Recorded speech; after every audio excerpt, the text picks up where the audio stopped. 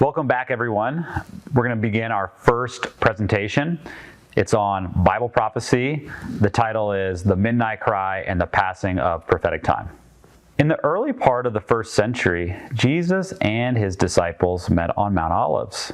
His disciples curiously desired to understand the events surrounding Christ's second coming. In relation to this topic, he illustrated how the end would happen in the parable of the 10 virgins. In this story, a cry at midnight awakens 10 sleeping virgins to the knowledge of the bridegroom soon coming. Christ correlates the cry at midnight with a prophetic midnight cry. So during the 19th century, there were many who believed that they were giving this cry. Most notably, there was 700 that came out of the Church of England. There was popular preachers by the name of Bickersteth, Burks, Brooke, Brock, Haberson, Pline, Fremantle, Nathan Lord, McNeil, Winters, Cumming, Edward Irving. There was also Hetzer Peter from Holland, Hegstenberg from Germany, Kleber from Bavaria, and perhaps most notably was a preacher by the name of Joseph Wolf. His preaching was extensive. Here's some of the people that he reached: the Jews, the Mohammedans, Parsis, Hindu, Chaldeans, Yazidis, Syrians, Sabaeans, Pashas, Sheiks, Shahs, the kings of Organtash and Bukhara, the queen of Greece, and more.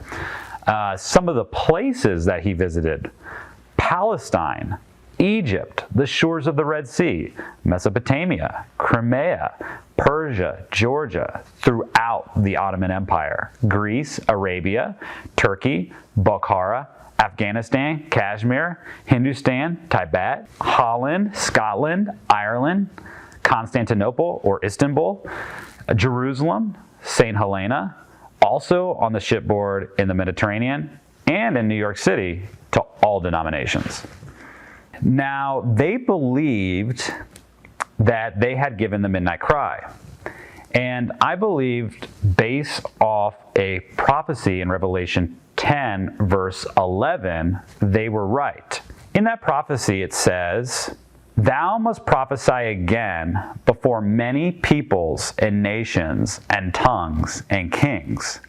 Now, the key word in that verse is again. These are people that had already prophesied once to the entire world the message of the soon coming of the Lord. And on the back of a disappointment, they are told to prophesy again. Now, by the end of this presentation, we're going to go through Revelation chapter 10, and by that point, I think you'll find that this prophecy is very, very clear. So what can we take away from all this? The parable of the 10 virgins has been and will be fulfilled to the very letter. Let's investigate this concept. If you look at the picture on the left-hand side of the slide, you'll see in the far, far left a statue. This statue represents the rise and fall of kingdoms. We find this in Daniel chapter 2. Also in Daniel chapter 7, we learn about 4 beasts, and they are right there on the screen to the right of the statue. And these two, this dream and this vision, correspond with each other. For instance, the head of gold represents Babylon, and that lion with wings also represents Babylon. And what is all of this symbolic of? It's portraying curses for disobedience that would fall upon the children of God.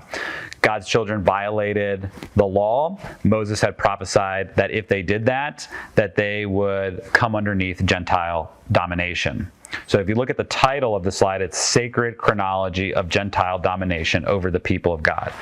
That is a very sophisticated way of looking at what is happening here in these visions and in these dreams. Another really important concept is that the exact length of time that God's people would be chastised by these nations was predetermined by God, and it was recorded by the prophets. So in order to prove that the exact length of time that God's people would be scattered abroad into many nations, what had been prophesied and predetermined, we are going to start with Daniel chapter 12, verse 4 to prove this concept. Daniel chapter 12, verse 4 reads, "But thou, O Daniel, shut up the words and seal the book, even to the time of the end." From this verse alone, we understand that this book is sealed, it's closed. That means it's not open. We don't know what its contents are specifically. But what we do know for certain is that at the time of the end, it would be understood, it would be known. Jumping down to Daniel chapter 12, verse 6, just 2 verses later, we learn something very interesting. "And one Gabriel said to a man clothed in linen," that man in linen is Christ. Gabriel's talking to Christ, and Gabriel asks him, "How long shall it be to the end of these wonders?" So let's make a connection. Regarding this book that is sealed up, Gabriel asks a question, and the question is, how long? It's a question in relation to time. How long shall it be to the end of these wonders? Christ responds in a very interesting way. "And I heard the man clothed in linen. He swears by him that liveth forever," that's the Father, "that it shall be for a times and a half. And," what else? "When he shall have accomplished to scatter the power of the holy people, all these things shall be finished." So Gabriel's asking a question regarding Daniel's visions. Remember, we have the statue of Nebuchadnezzar, we have the beast. He's asking how long all these things shall be. Christ responds with a time prophecy, a times and a half, and when he shall have accomplished to scatter the power of the holy people, all these things shall be finished. Now, Daniel and Revelation are one. They're one book, really, essentially. One is a prophecy, the other a revelation. So let's go to the book of Revelation, and we should see this book unsealed at some point. In fact, it's in Revelation chapter 10. We're going to go down to verse 2. And this he is speaking of Christ, and he had in his hand a little book open. So Christ has in his hand the little book open, and verse 6, he's going to give us the interpretation. Notice that verse 6 and Daniel chapter 12:7 follow the same sort of formula. And it says, "And swear by him that liveth forever and ever," that's the Father again, "who created heaven and the things that therein are, and the earth and the things that therein are, and the sea and the things that therein are." What does he say when he has the little book open? That there should be time no longer. So let's think about this for a second. When the book was sealed, Gabriel asks, "How long shall it be till the end of these wonders?" And Christ responds with a time period, times and a half, "and when he shall have accomplished to scatter the power of the holy people." Now this little book is open, and Christ answers or gives the interpretation of the book. He tells us the contents of the book and says that there should be time no longer. So we can conclude already, just from these 2 chapters, that the unsealing of this little book is a message in relation to time. Now let's head over to that 3rd column on the screen. It's Daniel chapter 8. And Gabriel and Christ, again, are having another conversation. And it's about time. "Then I heard one saint speaking, and another saint said unto that certain saint which spake, How long shall be the vision?" I want to stop there. Look at the screen, follow the arrow all the way back across the screen to Daniel chapter 12:6, where it says, "How long shall it be to the end of these wonders?" Gabriel asked that question, and then in chapter 8, he asked, "How long shall be the vision?" Those 2 questions are essentially the same question, just phrased a bit differently. Continuing on in Daniel chapter 8. Gabriel's asking, how long shall be the vision concerning the daily and the transgression of desolation, to give both, notice these two things that are being demolished, the sanctuary and the host to be trodden underfoot. Now I color-coded it for you. I put it in blue, I underlined it, and if you jump back to Daniel chapter 12:7, notice what I had underlined in blue. Christ says, when he shall have accomplished to scatter the power of the holy people. It's the same idea. It's the scattering of God's people. It's them being sold into slavery. The host being trodden underfoot helps convey that concept. Christ also answers this question in a similar way that he answered Gabriel's question in Daniel chapter 12, verse 7. In Daniel chapter 8, he gives us another time period. And he said unto me, unto 2,300 days. So Christ responds to both of these questions regarding time with a time period. So there's a thought to consider. We've learned already that the message in relation to time is connected with a scattering time and a 2,300-day time period. Yet in order to determine more specifically what composed this message, one would need to know when the time of the end began. This will tell us two things: who preached the message and what exactly was said. I have a strategy for you that's very effective for understanding when the time of the end began. What you want to do is head over to Daniel chapter 11, and you want to trace down this prophecy. That in and of itself is a very laborious task. So what I'm going to do is I'm going to condense that tracing down for us. In the picture on the screen, you'll see Bible readings for the home. That's the 1888 version. I am referencing that. I've extrapolated the information from this book and others, and I've put it on the screen for us. So let's go down through the bullets. Beginning with Darius the Mede, it passes through Persian history. That's verse 3. Then Alexander the Great, verse 3 and 4.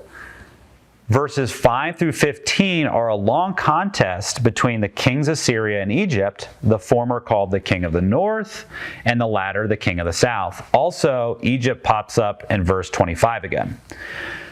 But now in verse 16, Rome enters the vision. So Roman history is from verses 16 through 29. And then there's a second phase to the Roman Empire. The papacy emerges on the scene. So verses 30 through 33 is the papacy and persecution. And fascinatingly, the Reformation comes up in verse 34, and then there's the end of papal supremacy in the year 1798 in verse 35. So on my screen now, you'll see three columns. We have Daniel chapter 11, Daniel chapter 7, and in the third column, Revelation 13. If we examine these chapters very closely, you're going to see that the context is all the same, the subject matter is all the same. It's dealing with the papacy and papal persecution. We'll start in Daniel 11. We're starting in verse 33. And that's the saints that understand what's going to happen. They're going to fall by the sword and by flame, by captivity, and by spoil many days. Now remember, the prophecies of Daniel are largely dealing with the captivity of God's people. And so right now, we're reading in Daniel chapter 11, which is amplifying and enlarging the prophecies in Daniel chapter 7. And it's telling us the same thing, essentially, that God's people are falling by the sword, they're in captivity, and it's for many days. But notice this, in verse 34, now when they shall fall, they shall be holpen with a little help. This is the Reformation. Let's jump down to verse 35. And some of them of understanding shall fall to try them and to purge, we're speaking of the captivity again, and to make them white, even to the time of the end, because it is yet for a time appointed. This is a very helpful verse. The time of the end would conclude at an appointed time. Or let me say it in a better way. The time of the end is an appointed time. It's the conclusion of the persecution of God's people. Let's move over to the next column. And he, this is the papacy, shall speak great words against the Most High, and shall wear out the saints of the Most High, and they shall be given into his hand until a time and a times and a dividing of time. So here this prophetic period comes up again. Last time we heard it, it was in connection with the book that was sealed, that would be unsealed at the time of the end. And notice in Daniel 7, it is being given to us in connection with the saints being worn out, the saints being in captivity, the saints being persecuted. The same theme. Now Revelation 13. Remember, Daniel and Revelation are one. And I saw one of his heads, this is the papal head, as it were wounded to death. Jump down 2 verses. And there was given unto him a mouth speaking great things, and blasphemies, and power was given unto him to continue 42 months. Now in verse 7, 2 verses later, it says, and it was given unto him to make war with the saints. So we see in Daniel chapter 7 and Daniel chapter 13 some of the same indicators. There's blasphemies being spoken, or great words that are being spoken. There is persecution that's happening, wars being made against the saints, and also there's prophetic periods that are given, and these prophetic periods ultimately are the same. This prophetic period is mentioned 7 times in the Bible. A time is a prophetic year, a times is 2 prophetic years, and a half of a time would be half of a prophetic year. That is 3.5 years. And what is 42 months? It's 3.5. It's that. If you do the calculation, it's 3.5 years again. So what we have here is 3.5 prophetic years. So at the end of these 3.5 prophetic years, that's the time appointed. That's when the persecution would end. That's when the papacy would suffer its deadly wound. That's the time appointed. So what do we need to do? We need to understand what would begin the commencement of this period and what would cause its termination. Let's look at Daniel chapter 7, verse 25 again, and let's examine it. Let's magnify it a bit more. And he shall speak great words against the Most High, and wear out the saints of the Most High, and think to change times and laws, and they shall be given into his hand until a time and a times and a dividing of time. So this is a new concept that we're looking at. Times and laws are being changed here. We know that the subject of the prophecy is the papacy. So let's look at a couple of the papacy's own quotes for us. Now, this is coming from H.F. Thomas, and he's the chancellor of Cardinal Gibbons. During the 19th century, Cardinal Gibbons was the voice of the papacy in the United States. Quote, of course the Catholic Church claims that the change Saturday Sabbath to Sunday was her act, and the act is a mark of her ecclesiastical authority in religious things. So right here, we already see one of God's laws being changed. Think of the Decalogue. Think of the 10 Commandments. Think of the law of liberty.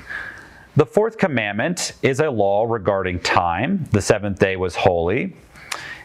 And the papacy is saying that they were the ones that changed the Sabbath to Sunday, because we don't see any idea of Sunday sacredness in the Bible. The next verse. The observance of Sunday by the Protestants is a homage they pay, in spite of themselves, to the authority of the Catholic Church. So that was Louis Segura. Another quote, reason and sense demand the acceptance of one or of the other of these alternatives, either Protestantism and the keeping holy of Saturday, or Catholicism and the keeping holy of Sunday. Compromise is impossible. That's James Cardinal Gibbons. The next quote says, Sunday is our mark of authority. The church is above the Bible. And this transference of Sabbath observance is proof of that fact. This makes perfect sense. If the papacy is a power that speaks great blasphemies, then what could be greater than changing the greatest law of the highest tribunal in all the heavens and earth and saying that they are above the Word of God itself? What greater blasphemy could there be? Now, the man that you see on the screen is a very prominent historical figure. This is Justinian. Notice this quote: "Since it has always been our great aim to safeguard the unity of your apostolic see, which now prevails and abides securely without any disturbing trouble, therefore we have been sedulous to subject and unite all the priests of the Orient throughout its whole extent to the see of your holiness." He's talking to the Archbishop of Rome. So the state is going to come in and enforce papal dogma. Wait till you find out what year this was given. Now, there was a council that happened in Orleans, that's in France, in 538. Notice what this council was about. The Third Council of National Stature, or the Third Council of Orleans, was a synod of Roman Catholic bishops of France, opened around May 7, 538, and presided over by Loup, Archbishop of Lyon. It establishes mainly Sunday as the day of the Lord. It forbids field work on Sundays. Now, Justinian, who is living around this time and ruling around this time, is going to use the force of the state to enact papal dogma. And in the year 538, there's a Sunday law that goes out. This is the mark of papal authority. So in order to give you a good object lesson of what it would be like to change God's times and laws, to speak great blasphemies, we are going to look at an offense similar in nature on the secular level.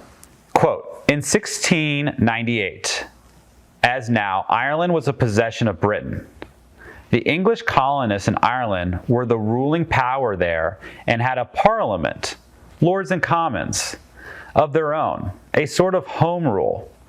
The Irish lords and commons had presumed not only to reenact an English act passed expressively for the purpose of binding them, but to reenact it with alterations.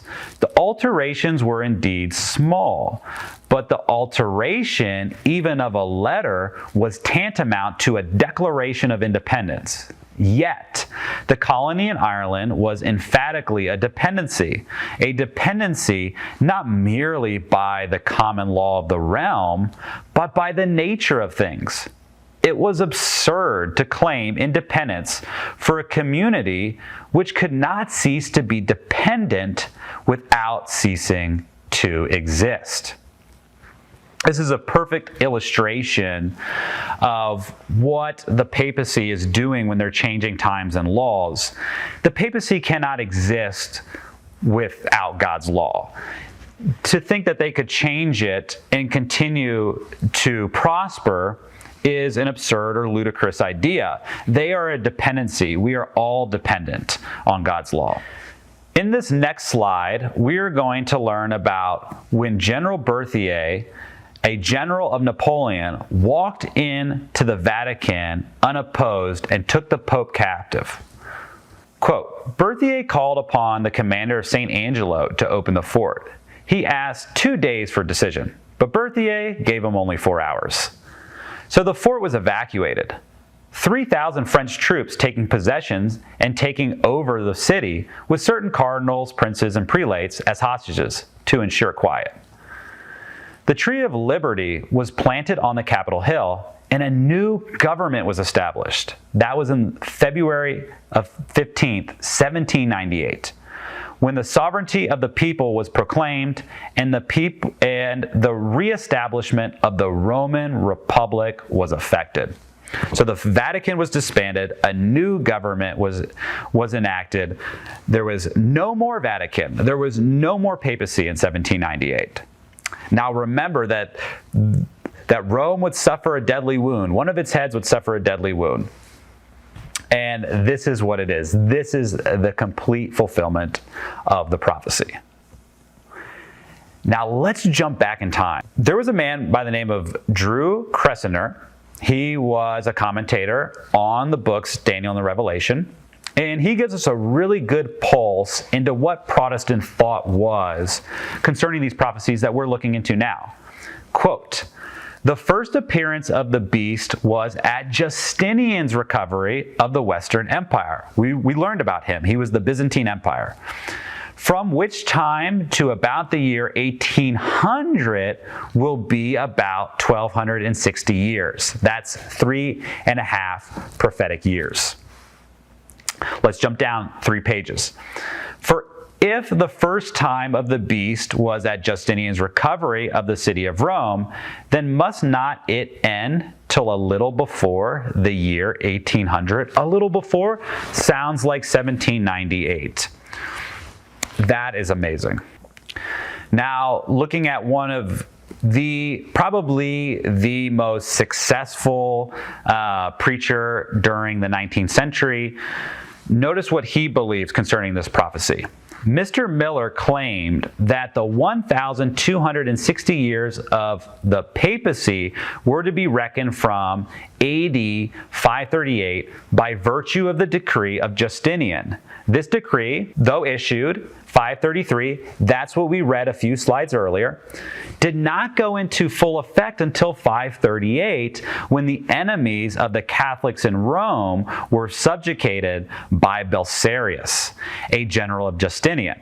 In this view, as to the rise of the papacy, he was sustained by Crawley, J.T. Knoll, Cunningham, Keith, and others. So these are some of the best commentators that there's ever been on Daniel and the Revelation. And notice that they're in agreement with Miller, who's in agreement with Cressiner, and they all believe that the papacy would be coming to its end around this time. And for Miller, it would be after the fact. Now, there have been people that have opposed this message. I just want to share what their arguments look like. Of the 1260, 1290, and 1335 days, Mr. Dowling said, "If I am asked the question, as you reject the interpretation Mr. Miller gives of these prophetic times, can you furnish a better? I reply, I do not feel myself bound to furnish any." So we learned something very interesting. The spirit of the opposition is always characterized by absurdity and ignorance. Let's pick back up in Daniel chapter 11 in verse 36. We're going to begin tracing this prophecy down again. We ended in verse 35. That's where we learned that the time of the end was an appointed time. That's when the persecution would stop for God's people. Why? Because the papacy suffers its deadly wound. We learned that by comparing Daniel chapter 11 with Revelation chapter 13. So in verse 36, you have to be very careful when you get to verse 36, because another power is being introduced, and it looks like it's talking about the papacy. And most of the applications of this prophecy could be applied to the papacy, but not all of them. And because there are some things that are amiss, we have to look for a different power. And also the phrase "the king," or you can think of it, "a king," would also indicate a power besides Rome. This power is atheistic as it regards, quote, no God. The papacy does worship a false god, but this power worships no God. The papacy worships the Trinity. Also, this power does not desire women. We're looking for an atheistic power that would come up around the time of the end. France did come up around this time. Think of the Reign of Terror. During the Reign of Terror, they outlawed marriage. Hence, the prophecy says they would not desire women. Communion was outlawed as well, and Bibles were burned. This was a power that was blasphemous beyond belief. In verse 39, quote, "They shall divide the land for gain." History testifies that immense estates owned by a few landlords were divided into small parcels by the prevailing anarchy. Now, when we get to verse 40, we want to be very careful. Let's begin reading. "And at the time of the end," we know that's 1798, "the king of the south," we know that's Egypt, "will push at him." But who is this him? In order to understand who it is, we need to trace down the verses that we've been reading and follow very carefully the pronoun references. So please get out your Bible, pause the video, and read through very slowly, following the pronoun references. What you're going to notice is that the king, which we'll say is France, he's not going to regard any gods. He, that's the pronoun. He's going to regard no gods. He's not going to have the desire of women. He's, in verse 39, he shall divide the land for gain. And then in verse 40, at the time of the end, the king of the south will push at him. This is still France. And the king of the north shall come at him. This is still France, like a whirlwind. So one nation is going to mount a very feeble resistance. They're going to push at him. And then the other is going to come like a whirlwind. Think about the difference between a whirlwind and a push. Now, was there some sort of triangular war where Egypt mounted some feeble resistance, and then the king of the north, which would be the Ottomans, they're the ones that occupy this territory, would come at Napoleon? In fact, it did happen in 1798 to the very specifications of the prophecy. Isn't the Bible amazing? The king of the south, which was Egypt, could not withstand Napoleon. But the king of the north did come down and ended up driving Napoleon back to Europe. So, what have we learned so far? Let's recap. A feeble resistance is mounted by the Egyptians against Napoleon in the year 1798. On 9/11, 1798, you'll never forget it, Islam, the Ottoman Empire, declared war against Napoleon. The papacy was disbanded in 1798. It did not engage any army that year. I say that because some are under the impression that the king of the north in this verse is the papacy. The only criterion given in the book of Daniel for the king of the south and the king of the north are the territories marked out by the division of Alexander's kingdom. Please see Daniel chapter 8, verses 8 and 9, and Daniel 11, verses 1 through 5 to prove that understanding. Some other notable events in 1798. A superpower must have a navy. The U.S. Congress decrees the U.S. Navy in April, and the U.S. Marine Corps is formed in that year as well. Now, why am I saying that? Well, if you look on the left-hand side, you see this very interesting picture. From the Capitol building looking out, you see the monument. That's in Washington, D.C. And then also from the window or the balcony of the Vatican, you see also the same sort of obelisk figure. Now, in the prophecy of Daniel 13, we learn that this beast that has these heads, one of them would be wounded, and that wound was given to the papacy. But later in that chapter, you learn about another power that would be an image to the papacy. It would be another superpower. And this power comes up out of the earth in contrast to the papacy, which comes up out of the sea. In Bible prophecy, if you look in Revelation chapter 17, verse 15, we learn that seas are figures of nations, kindreds, and tongues and people. And the papacy did emerge among a diverse group of people on a highly populated area or continent. But this image would arise in the New World, in a place that was relatively unpopulated in comparison. So in 1798, we do see this. We do see the rise of a new power. So that's another proof that 1798 is the time of the end. We also had at the time of the end a triangular war between Napoleon, Egypt, and the Turkish Empire. That too happens in 1798. And the papacy was disbanded. Berthier walked into Rome unopposed, sent the Pope into exile. So we see all the conditions of the prophecy have been met to the very letter. History and prophecy doth agree. This is spectacular. So this concludes this first segment on the time of the end. And I hope you come back and learn more. God bless.